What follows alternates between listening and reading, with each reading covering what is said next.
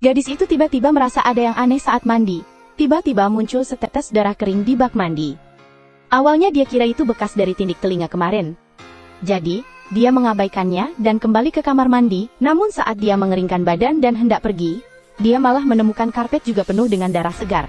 Mengingat di rumah kontrakan itu ada 3 gadis yang tinggal bersama. Dia salah sangka bahwa itu darah haid salah satu dari mereka. Namun, saat dia santai mengeringkan rambut dengan hair dryer, tiba-tiba dia melihat ada kotoran di dalam toilet. Mengingat teman sekamarnya, biasanya sangat menjaga kebersihan. Jadi pasti bukan mereka yang melakukannya. Dia langsung teringat bahwa saat pulang rumah sepertinya lupa mengunci pintu. Perasaan tidak enak pun langsung muncul. Dia sadar mungkin ada orang asing masuk ke dalam rumah. Lalu dia pun buru-buru lari keluar. Untuk membuktikan dugaan di hati, dia langsung menelpon teman sekamarnya. Namun, 3 nomor yang ditelepon tidak ada yang menjawab. Karena alasan keamanan, gadis itu terpaksa menghubungi pacarnya. Minta dia membantu memeriksa kondisi di dalam rumah. Tanpa disangka, saat mereka membuka pintu, mereka melihat pemandangan yang menakutkan. Untuk memastikan apakah ada orang asing yang masuk ke dalam rumah sewa, gadis itu membawa pacarnya kembali ke rumah. Namun, baru saja membuka pintu, pacarnya sudah berteriak. Untungnya dia hanya ingin menakut-nakuti pacarnya.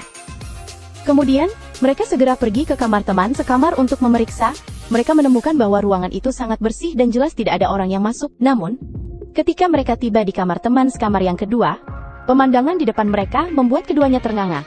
Hanya terlihat ruangan itu berantakan, bahkan kaca di jendela pun hancur berkeping-keping. Jelas sekali pencuri pasti masuk dari ruangan ini. Namun barang-barang berharga di dalam ruangan masih utuh. Sepertinya tujuan pencuri bukan untuk mencuri uang. Segera setelah itu, mereka bersiap untuk masuk ke kamar teman serumah yang ketiga. Namun, pintu depan ternyata terkunci rapat. Xiao Mei awalnya ingin menelpon untuk menanyakan hal ini. Tapi setengah hari berlalu, teman sekamar juga tidak mengangkat telepon. Tanpa pilihan, pacar harus bersiap untuk masuk paksa. Hasilnya, kualitas pintu utama benar-benar terlalu bagus. Pacar pun merasa tak berdaya menghadapi itu. Saat itu, Xiao Mei tiba-tiba menyadari sesuatu yang tidak beres. Kotoran di toilet malah disiram habis.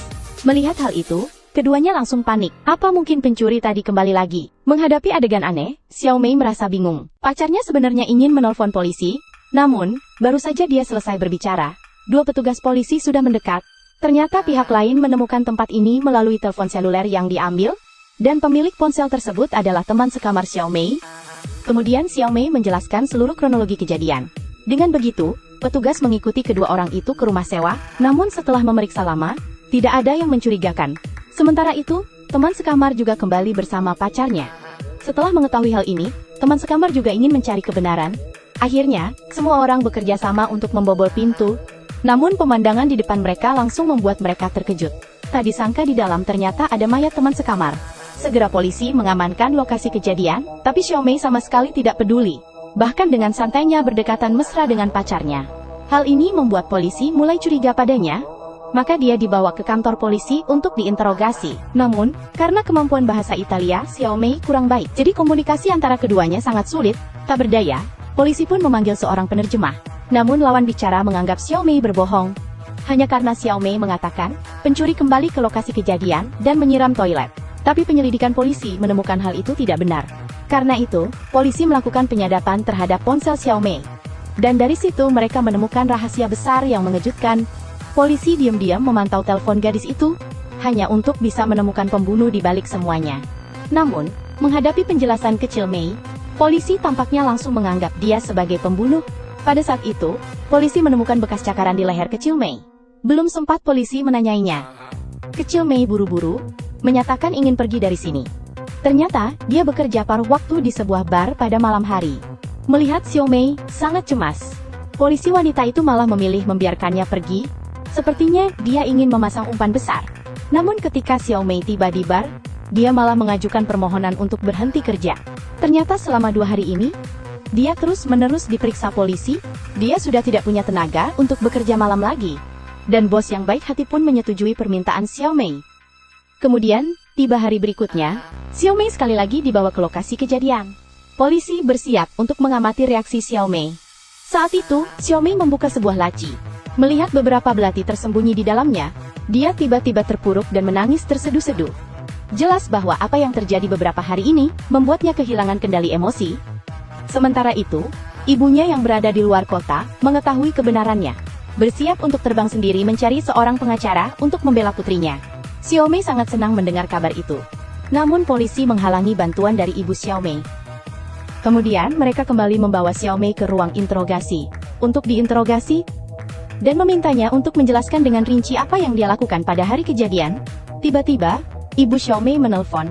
Namun, ponselnya tiba-tiba direbut oleh petugas polisi wanita. Dia sama sekali tidak diberi kesempatan untuk meminta bantuan. Begitu, puluhan petugas polisi secara bergiliran menanyainya. Meskipun Xiaomei ingin pergi ke toilet, dia tetap diminta oleh petugas polisi wanita untuk meninggalkan ponselnya. Namun, saat itu petugas polisi wanita secara tidak sengaja menemukan pesan teks di ponsel, dan itu adalah pesan dari pemilik bar. Orang itu meminta Xiaomei untuk membacakan pesan tersebut. Tanpa sadar, Xiaomei patuh dan melakukan apa yang diperintahkan. Namun, ia tidak menyangka hal itu akan membawa bencana. Hanya karena kalimat ini dalam bahasa Inggris berarti selamat tinggal. Namun polisi menganggap ini adalah kode untuk bertemu nanti. Jadi mereka menyimpulkan bahwa Xiaomei dan pemilik bar adalah pelaku sebenarnya.